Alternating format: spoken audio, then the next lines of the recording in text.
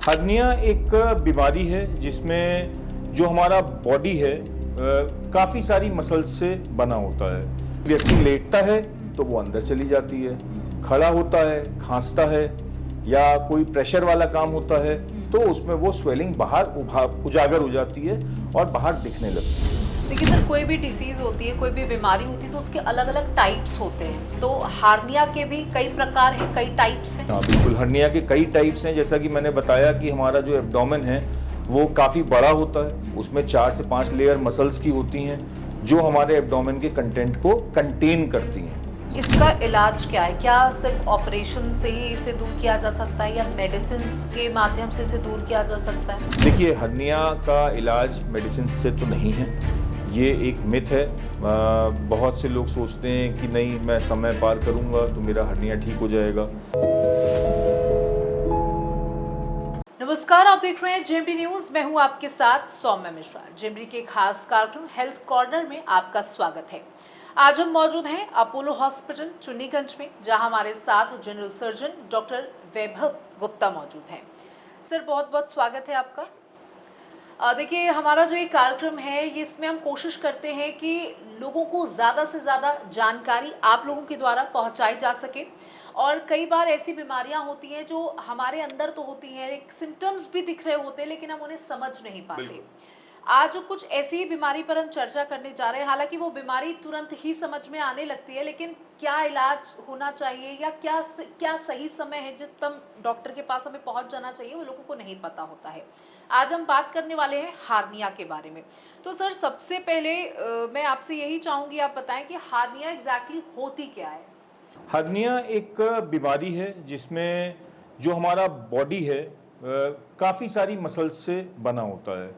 आमतौर पे जो हमारा एब्डोमेन है, पेट यानी कि जिसको बोलते हैं, उसमें 4 से 5 लेयर्स मसल्स की होती हैं। मसल्स यानी मांसपेशियां जो हमारे एब्डोमेन के कंटेंट को, यानी कि इंटेस्टीन को, लिवर को, स्प्लीन को और अलग प्रकार के सारे ऑर्गन्स को कंटेन करते हैं। इसको अगर हम साधारण भाषा में बोलें, जैसे कि आप एक कैरी बैग लेते हैं, उस कैरी बैग में सारा सामान डाल देते हैं, तो जो मसल्स हैं वो कैरी बैग का काम करती हैं और जो सामान अंदर पड़ा होता है वो हमारे आंतें और जो एब्डोमेन का विसरा होता है उसका काम करती हैं। तो जब इन मसल्स में या जो कैरी बैग जो मैंने उदाहरण दिया उसमें जब कहीं कोई छेद हो जाए तो क्या होता है, आमतौर पे जो अंदर के कंटेंट्स हैं वो बाहर गिरने लगते हैं। बिल्कुल वैसे ही हर्निया यानी कि जो हमारे एब्डोमेन की मसल्स हैं उसमें जब कोई वीकनिंग हो जाती है या कोई डिफेक्ट आ जाता है या एक तरीके से कह सकते हैं कोई छेद बन जाता है, तो खाल के अंदर से ही जो हमारे एब्डोमेन का कंटेंट होता है, जो विसरा होता है, वो उन मांसपेशियों से बाहर आने लगता है और एक स्वेलिंग जैसे बनने लगता है। जो ये स्वेलिंग होती है वो रिड्यूसिबल होती है। रिड्यूसिबल से मतलब है कि व्यक्ति लेटता है तो वो अंदर चली जाती है, खड़ा होता है, खांसता है या कोई प्रेशर वाला काम होता है तो उसमें वो स्वेलिंग बाहर उजागर हो जाती है और बाहर दिखने लगती है। कई बार ये पेनफुल होती है, कई बार ये जो स्वेलिंग होती है ये एक अजीब सी सेंसेशन देती है, ड्रैगिंग सेंसेशन इसको बोलते हैं। तो ये हर्निया होता है। हर्निया हमारे शरीर में आम तौर पे एब्डोमेन में ही होता है और एब्डोमेन में विभिन्न जगह पे हो सकता है, क्योंकि हमारा एब्डोमेन सबसे बड़ी जगह है जहाँ पे मसल्स की एक लेयर होती है जो कि हमारे कंटेंट को, यानी एब्डोमेन के कंटेंट को कवर करती है।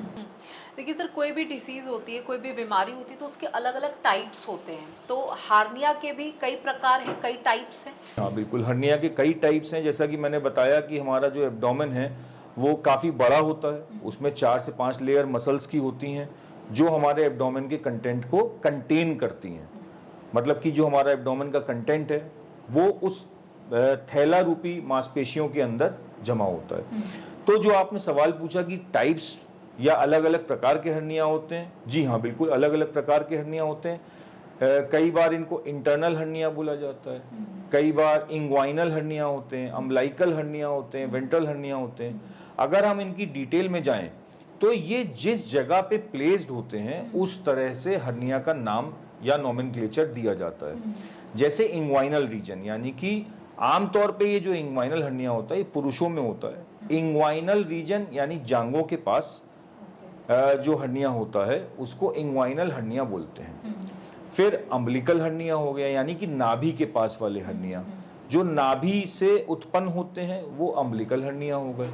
फिर कई बार वेंट्रल हर्निया होते हैं। वेंट्रल हर्निया अलग अलग टाइप के होते हैं, जैसे इंसिजनल हर्निया हो गया। कभी भी कहीं कोई ऑपरेशन हुआ है, पेट का कोई ऑपरेशन हुआ है, तो नेचुरल सी बात है जब चीरा लगा के ऑपरेशन होगा मांसपेशियां खोली जाएंगी और ऑपरेशन करने के बाद मांसपेशियों को बंद किया जाएगा। तो जो नेचुरल स्ट्रेंथ होती है उसमें और जो टांका लगाई हुई स्ट्रेंथ होती है उसमें कुछ ना कुछ फर्क होता है। तो जब कभी भी कोई इंसिजन होने की वजह से हर्निया बनता है तो वो इंसिजनल हर्निया होता है।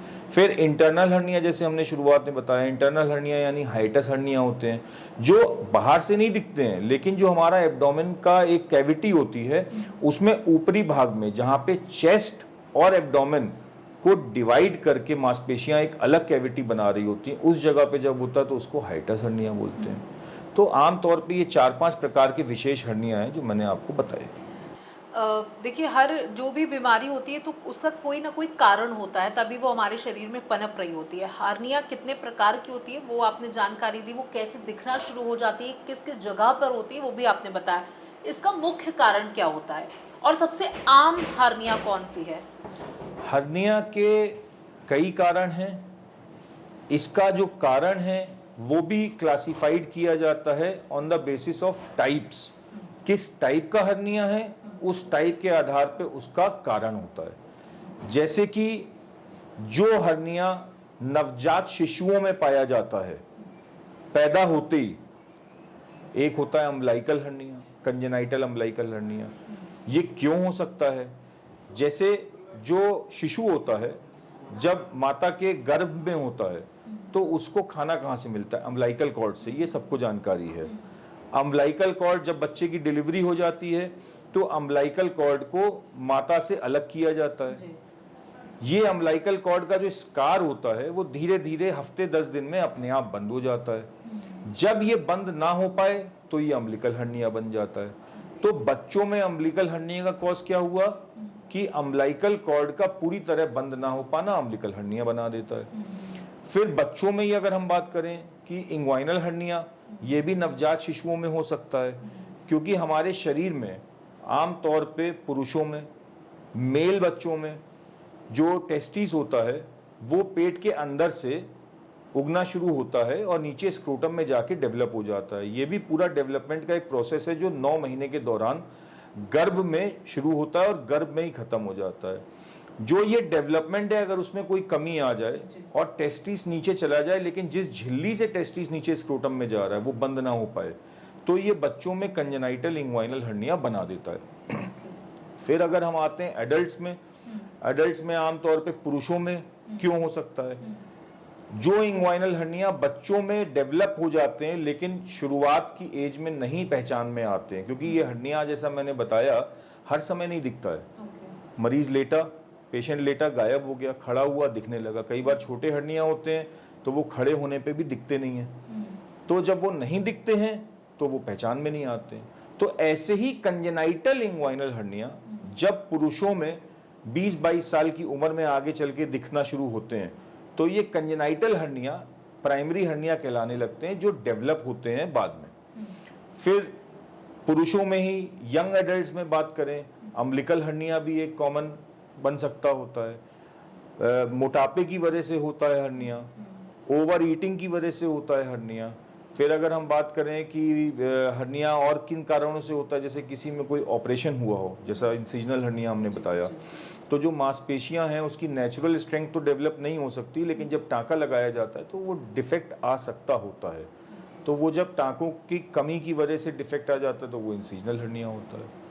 महिलाओं में प्रेगनेंसी के दौरान पेट फूल जाता है जिसकी वजह से अम्बिलिकल हर्निया डेवलप होना शुरू हो जाता है। फिर बुजुर्गों की बात करें तो आम तौर पे हर्निया एक तरीके की हमारे मनुष्य की एक सज़ा है स्टैंडिंग पोस्चर की, जो ग्रीक में कहा जाता है कि स्टैंडिंग पोस्चर की वजह से भी हर्निया बनते हैं। तो जैसे जैसे उम्र बीतती जाती है आपके स्टैंडिंग का काम बहुत लंबा हो चुका होता है तो उसकी वजह से इंग्वाइनल हर्निया बनना शुरू हो जाते हैं। मांसपेशियों में कमजोरी आने लगती है बुजुर्ग अवस्था में तो उसमें हर्निया बनने शुरू हो जाते हैं। कॉन्स्टिपेशन की शिकायतें शुरू हो जाती हैं जिसकी वजह से पुरुष या महिला मोशन के समय पे जोर लगाने लगते हैं तो वो हर्निया में डेवलप हो जाते हैं। फिर जैसा कि बताया कि ऑपरेशन कोई हुआ हो उसकी वजह से हो जाते हैं। पुरुषों में एक और मेन कारण है, जैसे प्रोस्टेट होता है, प्रोस्टेट होने की वजह से पेशाब रुकने लगती है। तो ये जब रेगुलर टेंडेंसी बन जाती है पेशाब रुकने की, तो उसकी वजह से इंट्रा एब्डोमिनल प्रेशर बढ़ने लगता है। जब ये इंट्रा एब्डोमिनल प्रेशर बढ़ने लगता है तो हर्निया डेवलप करा देता है। तो ये विशेष कारण है हर्निया बनने के। देखिए जैसे कि आप बता रहे कि क्या कारण है हार्निया बढ़ने के, लेकिन कोई भी तकलीफ होती है तो वो हमें कोई ना कोई सिम्टम्स दिखने लगते हैं, या हमें अंदरूनी क्या तकलीफें इसमें शुरू होती है। जैसे आपने कहा कि अगर छोटे डेवलप हो चुके तो वो ना खड़े होने पे पता चलते, ना ही लेटने पे पता चलते। क्या किसी प्रकार का दर्द होता है, या बॉडी अलग तरीके से नेगेटिव रिएक्ट करना शुरू कर देती है? देखिए, हर्निया का सबसे पहला लक्षण एक यही होता है कि कहीं भी जहाँ पे हर्निया डेवलप हो रहा है वहाँ पे एक रिड्यूसिबल स्वेलिंग दिखने लगती है। खड़े होने पे भाई ऐसी चीज़ तो है नहीं कि पुरुष लेटा हुआ है, महिला लेटी हुई है, पेशेंट लेटा हुआ है तो 24 घंटे लेटा हुआ है। आप अपना रूटीन काम करेंगे, खड़े होंगे, जोर लगेगा पेट पे तो वो स्वेलिंग दिखना शुरू हो जाती है। 99% ऑफ द टाइम्स ये स्वेलिंग दिख जाती होती है। कभी कभार जब छोटा हर्निया या छोटी स्वेलिंग होती है तो वो नहीं दिखाई देती है। और दूसरे लक्षण क्या होते हैं? पेन कराने लगता है, एक ड्रैगिंग टाइप का पेन होता है, क्योंकि आप खुद सोच सकते हैं कोई चीज़ जब आपके शरीर में अंदर से बाहर की तरफ लिफ्ट हो रही है तो वो एक खिंचाव जैसा पेन देगा, तो वो पेन कराने लगता है।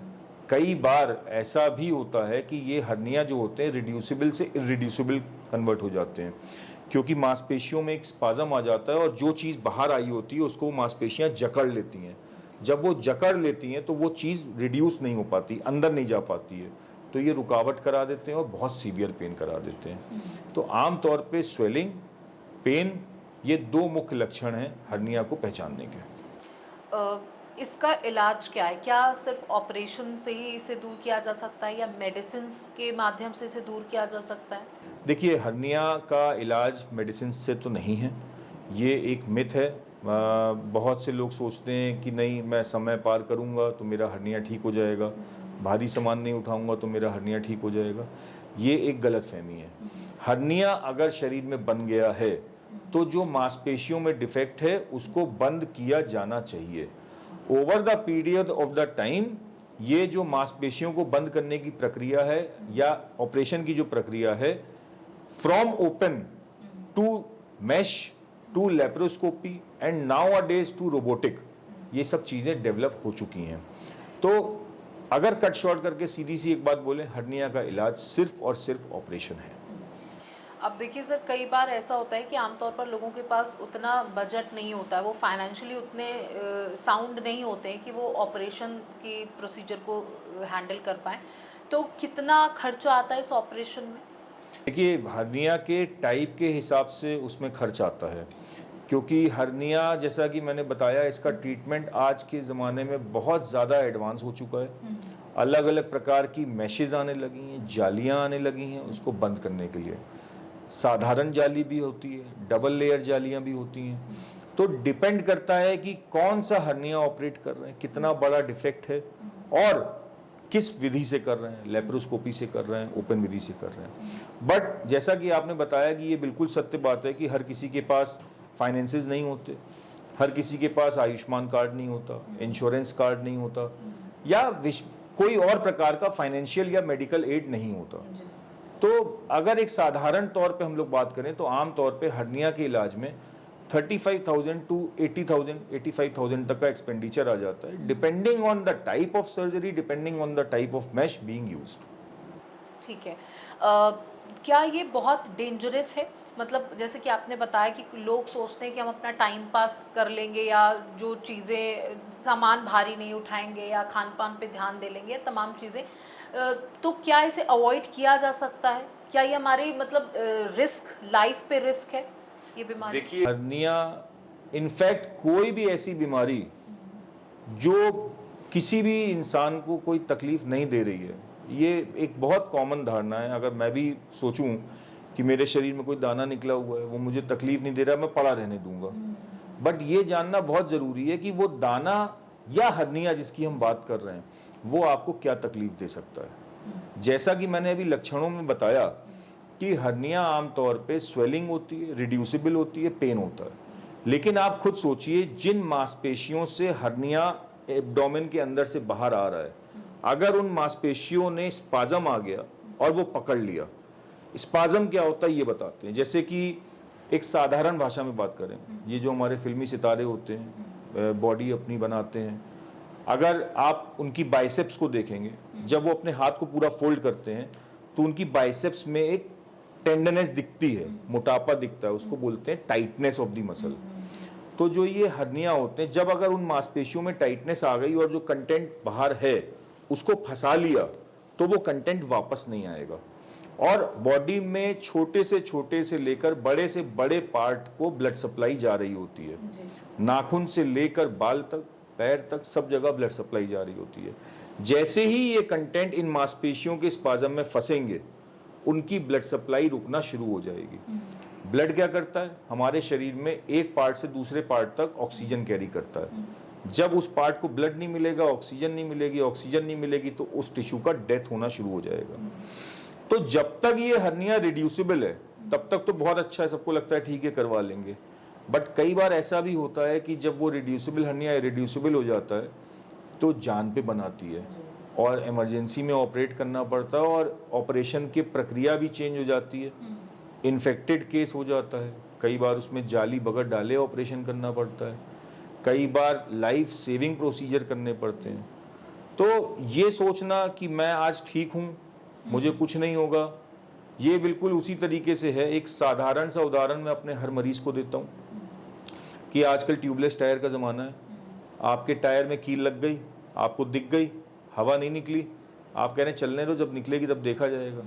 व्हाट इफ आधी रात में कहीं आप गुजर रहे हैं, कोई आपको सहायता नहीं मिल रही है, तब हवा निकल गई, तब क्या करेंगे? तो ये सीधा सा कहना है कि अगर आपको ये जानकारी मिल गई है कि आपको हर्निया है, तो प्रायोरिटी लिस्ट बना के उसका इलाज करवाएं और ऑपरेशन करवाएं। देखिए, जब आप हर्निया का बता रहे हैं कि उसमें क्या सिम्टम्स होते हैं, उसमें सबसे प्रमुख सिम्टम आपने बताया स्वेलिंग का। लेकिन कई बार ऐसा होता है कि हमारे शरीर में कई और कारण होते हैं जिसकी वजह से स्वेलिंग हो जाती है। थायराइड में भी आपकी बॉडी में स्वेलिंग आ जाती है, या कहीं पे हमें मोच आ गई हमारे पैर में तो स्वेलिंग और हर्निया को हम कैसे डिफ्रेंशिएट करेंगे? स्वेलिंग के साथ बताया रिड्यूसिबल।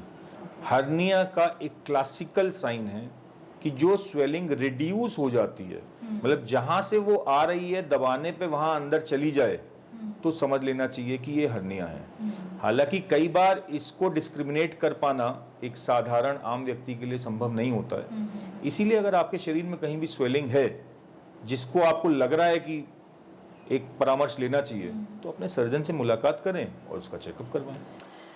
देखिए, एक और बात की, जैसा कि आपने कहा प्रेग्नेंट लेडीज़ में ये हो सकता है, ओबीस जो लोग बहुत मोटापा जिनमें हो जाता है उनमें ये चीज़ हो जाती है, या जो लोग बहुत ज़्यादा वेट लिफ्ट करते हैं उनमें ये हो जाता है। लेकिन सबसे कॉमन जो आप, क्योंकि आप सर्जरी करते हैं, आपके पास तमाम मरीज आते हैं, सबसे ज़्यादा नंबर किन मरीजों का है? या सबसे ज़्यादा नंबर मैं कहूँगा 2 प्रकार के हर्निया का खास तौर पे है। पहला इंग्वाइनल हर्निया जो बुजुर्गों में होता है, क्योंकि आप खुद सोच सकते हैं कि over the period of time 60-70 की उम्र होने के बाद जो मांसपेशियां हैं उनकी स्ट्रेंथ कमज़ोर हो जाती है। जब उनकी स्ट्रेंथ कमज़ोर हो जाती है तो हर्निया बनना शुरू हो जाता है, क्योंकि वो उसको अंदर के कंटेंट को कंटेन नहीं कर पाते हैं। तो बुजुर्गों में इंग्वाइनल हर्निया, और दूसरा जो आपने बताया बहुत कॉमन, एक इंसिजनल हर्निया, क्योंकि आजकल जो लेप्रोटमी यानी चीरे वाली सर्जरी जो होती हैं उसमें जो मांसपेशियों की स्ट्रेंथ होती है वो उतनी अचीव नहीं हो पाती है और इंसिजनल हर्निया डेवलप होता है। तो ये 2 प्रकार के बहुत कॉमन हर्निया हैं जो मैं डे टू डे प्रैक्टिस में बहुत एनकाउंटर करता हूँ। क्या ये दोबारा से डेवलप हो सकता है सर्जरी के बाद भी? सर्जरी के बाद रिकरेंस के रेट पाए जाते हैं। आमतौर पे आज से 100 साल पहले जब हर्निया की सर्जरी होती थी तो टांका लगा के जो डिफेक्ट होता था उसको क्लोज कर दिया जाता था, उसमें बहुत रिकरेंस पाए जाते थे। बट धीरे धीरे जालियों का डेवलपमेंट हुआ और अब जालियां भी ऐसी ऐसी डेवलप हो गई हैं कि उनका यूज़ अगर प्रॉपर तरीके से किया जाए विद एक्सपीरियंस और सही प्रिंसिपल्स को फॉलो करते किया जाए तो रिकरेंस के चांसेस बहुत कम हैं। कौन कौन सी सावधानियां हमें वैसे ही अपनी डेली लाइफ में बरतनी होती है जिसकी वजह से हमें इस स्टेज तक पहुंचे ही ना? देखिए, एक बार जैसा कंजेनाइटल हर्निया बताया, उसमें कोई सावधानी आप नहीं बरत सकते, जो डिफेक्ट बन गया है वो बन गया है। हाँ, over the period of time young adults में, एजेड लोगों में जो सावधानियां आप बरत सकते हैं कि आपको अपने पेट का जो इंट्रा एब्डोमिनल प्रेशर है उसको मेंटेन रखना है। वो कैसे मेंटेन रख सकते हैं? प्रेशर यानी कि मोटापा। अगर आप मोटापा जा रहा है तो अपना पेट का प्रेशर बढ़ेगा, तो अपने ओबेसिटी को कंट्रोल करना है। वो कैसे कंट्रोल कर सकते हैं? स्वस्थ भोजन लेके। दूसरा, कुछ कारण होते हैं, कॉन्स्टिपेशंस हो जाता है, कॉन्स्टिपेशन होता है पेशेंट्स को, जिसकी वजह से बहुत ज़्यादा प्रेशर लगाने लगता है मरीज़, तो कॉन्स्टिपेशन आपको अवॉइड करना है। वो कैसे आप रोक सकते हैं? पानी पिएं, हरी पत्तेदार सब्जियां खाएं, ऑयली स्पाइसी अवॉइड करें और हेल्दी भोजन लें, ग्रीन लीफी वेजिटेबल्स लें। फिर आम तौर पे जो इंग्वाइनल हर्निया डेवलप होते हैं एजेड लोगों में, प्रोस्टेट की वजह से होता है, तो अपने प्रोस्टेट का ध्यान रखें। कॉन्स्टिपेशन मैंने बताया, उसका ध्यान रखें। जिनको टीबी है या बहुत क्रॉनिक कफ वगैरह रहता है, तो जहाँ पे आपको लग रहा है कि आपकी मांसपेशियाँ थोड़ी कमज़ोर हैं, जैसे इंग्वाइनल रीजन, अम्बिलिकल रीजन, उस पर हाथ रख के खांसने का कोशिश करें। दूसरा, क्रॉनिक कफ का एक कारण बहुत बड़ा होता है स्मोकिंग, तो स्मोकिंग को अवॉइड करें। हेल्दी भोजन लें, प्रोटीन डाइट लें, ताकि मांसपेशियों को प्रॉपर प्रोटीन मिले, उनकी स्ट्रेंथ बनी रहे। एक सावधानी जो हर व्यक्ति ले सकता है, अगर उसका कोई ऑपरेशन हुआ है पेट का, लेप्रोटमी हुई है, चीरा लगा के बड़ा ऑपरेशन हुआ है, तो ऑपरेशन के बाद भारी सामान ना उठाएं, ऑपरेशन के बाद डायरेक्ट पेट के बल ना उठें, ऑपरेशन के बाद खांसी करते समय, पेट पे जोर लगते समय हाथ रखें। इंसिजनल हर्निया में इन सब सावधानियों को रख के अगर कोई लेप्रोटमी हुई है तो इंसिजनल हर्निया से बचा जा सकता है। क्या स्लीपिंग पोजीशन का भी कोई रोल है? स्लीपिंग पोजीशन का ऐसा सच बहुत रोल नहीं है, क्योंकि स्लीपिंग पोजीशन में हमारी जो बॉडी है वो एक रेस्ट पे होती है, उस समय मसल्स काम नहीं कर रही होती हैं। कोई प्रूवन डेटा ऐसा नहीं है कि स्लीपिंग पोजीशन कुछ चेंज होने की वजह से हर्निया हो। हाँ, बट आप जब भी बेड पे लेटे हैं, किस डायरेक्शन में आप उठ रहे हैं, डायरेक्ट पेट के बल उठ रहे हैं, करवट लेके उठ रहे हैं, उससे बहुत फर्क पड़ता है कि हर्निया डेवलप होता है या नहीं। सर, कुछ और जो मेरे सवालों से कुछ ऐसी चीज़ है जो छूट रही हो, जो आप और बताना चाहते हो? आपने मोस्टली सारी चीज़ें हर्निया से रिलेटेड कवर की हैं। कुछ मैं ये बताना चाहूँगा कि हर्निया के इलाज के बारे में। हर्निया का इलाज बहुत प्रकार से होता है, जैसा कि बताया। कई बार पेशेंट की चॉइस जो ये होती है, वो कहता है कि डॉक्टर साहब मैं ऑपरेशन के लिए आया हूँ, आप सबसे बढ़िया जाली डालें, महंगी से महंगी जाली डालें। मैं ये कहना चाहूँगा कि कॉस्ट से जाली की क्वालिटी नहीं डिसाइड होती है, ये डिसीजन सर्जन का होता है कि कौन सी जाली डालनी है, क्योंकि हर कंपनी बेहतर से बेहतर जाली बनाती है। जाली का टाइप जो होता है उस पर डिपेंड करता है। डबल लेयर जालियाँ आती हैं, सिंगल लेयर जालियाँ आती हैं। अब जहाँ पे डबल लेयर डलनी चाहिए वहाँ सिंगल लेयर जाली नहीं डाली जा सकती, जहाँ डबल लेयर डलनी चाहिए वहाँ सिंगल नहीं, सिंगल जहाँ डलनी चाहिए वहाँ डबल लेयर नहीं। मैं ये कहना चाहूँगा कि इस चीज़ का जो डिसीजन है वो सर्जन को लेने दिया जाए कि कौन सी जाली किस जगह की हर्निया के लिए सूट करेगी। आम तौर पे जो ये डबल लेयर जालियाँ होती हैं, ये पेट के अंदर वाले हर्निया में, जैसे अम्बिलिकल हर्निया हो गया, इंसिजनल हर्निया हो गया, इन जगह पे यूज़ की जाती है। जो इंग्वाइनल हर्निया होते हैं उस पे साधारण जाली भी पर्याप्त होती है। कई बार पेशेंट का जो ये प्रेशर होता है कि नहीं डॉक्टर साहब मेरे में आप महंगी से महंगी जाली डालिए, वो पेशेंट के लिए हितकर नहीं होता है। तो मेरा सिंगल मैसेज है कि type of mesh should be decided by surgeon. किस तरीके से सर इसको डायग्नोज किया जाता है, मतलब सीटी स्कैन, अल्ट्रासाउंड, या कौन सा प्रोसेस? आमतौर पे ये क्लिनिकल डायग्नोसिस से होता है, सर्जन इसको अपने एग्जामिनेशन से डिसाइड कर लेते होते हैं।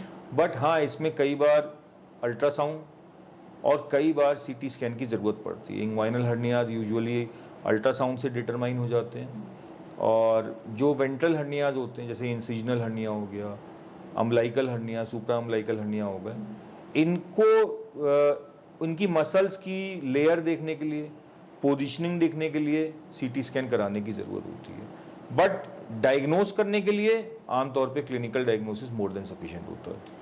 सर्जरी के टाइम पे क्या लाइफ रिस्क होता है, और उसी के साथ साथ ये भी पूछना चाहूँगी कि कितना टाइम हॉस्पिटल में मरीज को देना होता है सर्जरी के बाद? आमतौर पे देखिए कोई भी सर्जरी होती है तो लाइफ रिस्क नहीं कहेंगे, बट रिस्क तो होता ही है।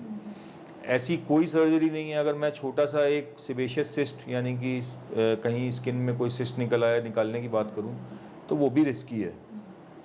बट लाइफ रिस्क हर्निया में यूजुअली नहीं होता है अनटिल एंड अनलेस बहुत बड़े हर्निया हो, बार बार सर्जरी हो चुकी हो। कुछ फैक्टर्स डिसाइड करते हैं कि पेशेंट की ओवरऑल कंडीशन कैसी है, पेशेंट का प्रेजेंटेशन कैसा है, टीबी वगैरह तो नहीं है पेशेंट को, हार्ट की कोई प्रॉब्लम्स तो नहीं है। उस पर भी बहुत सारी चीज़ें डिसाइड करती हैं। पर से सर्जरी इटसेल्फ कोई लाइफ रिस्क वाली नहीं होती है, क्लीन सर्जरी होती है। दूसरा सवाल जो आपने किया कि कितना दिन लगता है, आमतौर पे अगर हम लोग लेप्रोस्कोपिक रिपेयर कर रहे हैं इस हर्निया का तो 1 से 2 दिन का समय चाहिए होता है। मरीज जिस दिन एडमिट होता है हम लोग ऑपरेट करते हैं, अगले दिन नहीं तो maximum next to next day discharge हो जाता है। सर, अपोलो हॉस्पिटल में किस तरीके की व्यवस्थाएं हैं हार्निया को लेकर के, क्योंकि आप रेगुलरली उस तरीके के पेशेंट्स को देखते भी हैं? जी, अपोलो स्पेक्ट्रा कानपुर हॉस्पिटल में हमारे पास 4K लेप्रोस्कोपी सिस्टम है। हमारे पास पूरी एनेस्थीसिया की टीम है जिसमें कि पेशेंट का प्री ऑप से लेकर पोस्ट ऑप तक पूरा चेकअप करके पूरा मैनेजमेंट किया जाता है। और जैसा कि मैंने बताया कि हमारे पास 4K लेप्रोस्कोपी सिस्टम है। 4K लेप्रोस्कोपी सिस्टम से जैसा कि आप आज समझ सकती हैं कि 4K विजन क्या होता है। मोबाइल फ़ोन में, टीवी में आजकल 4K वीडियोज़ आते हैं, तो जितना बढ़िया दिखता है उतना बढ़िया सर्जरी होती है। तो 4K लेप्रोस्कोपी सिस्टम से बहुत प्रिसाइज, बहुत ही अच्छे तरीके से सर्जरी हो जाती है। Thank you so much sir, आपने हार्निया से जुड़ी हर छोटी बड़ी जानकारी हमारे दर्शकों तक पहुंचाई, और मुझे उम्मीद भी है कि जिन लोगों को इस तरीके की समस्या है वो अब इस समस्या को बिल्कुल भी अवॉइड नहीं करेंगे, बिल्कुल नज़रअंदाज नहीं करेंगे। और अगर आपको जिस वक्त भी ये समस्या समझ में आती है आप डॉक्टर के पास आएंगे। अगर आप कानपुर के रहने वाले हैं तो ज़रूर अपोलो आएँ और डॉक्टर साहब से कंसल्ट कर सकते हैं। तो देखिए, हमारा ये जो खास कार्यक्रम है सिर्फ आपके लिए है, आपकी हेल्थ से जुड़ी हर छोटी बड़ी चीज़ हम इस कार्यक्रम में डॉक्टर्स के साथ डिस्कस करते हैं। और आपके पास अगर अभी भी कोई भी समस्या है, कोई भी क्यूरी है, तो आप हमसे ज़रूर पूछ सकते हैं। इसी के साथ इस खास कार्यक्रम में इतना ही। बने रहिएगा जेएमडी न्यूज़ के साथ। नमस्कार।